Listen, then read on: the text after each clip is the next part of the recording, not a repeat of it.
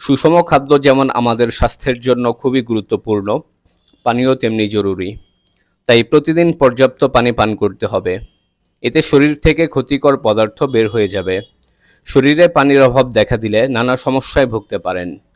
শরীরে পানির ঘাটতির ফলে ডিহাইড্রেশন হতে পারে, আর তা নানান সমস্যার কারণ।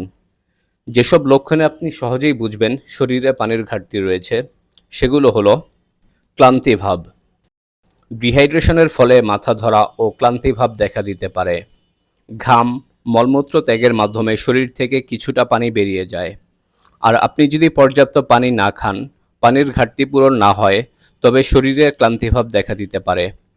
এতে করে আপনার মনোসংযোগের অভাব ও মেজাজ খিটখিটে হতে পারে। এসব লক্ষণে বুঝবেন শরীরে পানির অভাব রয়েছে। মুখে দুর্গন্ধ। পানির অভাবে মুখে দুর্গন্ধ হতে পারে। লালা তৈরি করতে ও মুখের ভেতরে ব্যাকটেরিয়া দূর করতে পানি গুরুত্বপূর্ণ ভূমিকা পালন করে। আপনার শরীরে যদি পানির ঘাটতি থাকে, তাতে লালা তৈরি হবে কম, বেড়ে যাবে মুখের ভেতরের ব্যাকটেরিয়া। এতে মুখে দুর্গন্ধ হবে। সুতরাং আপনাকে প্রতিদিন পর্যাপ্ত পানি পান করতে হবে।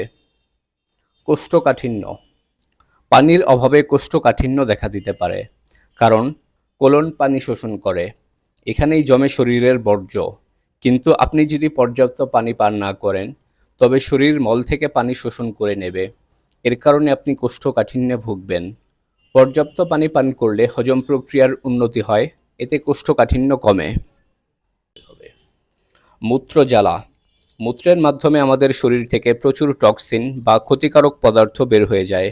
আপনি যদি পর্যাপ্ত পানি না খান, তবে মূত্র কম বের হবে। মূত্রের রং হলুদ ধারণ করবে। প্রস্রাব করতে গেলে জ্বলবে।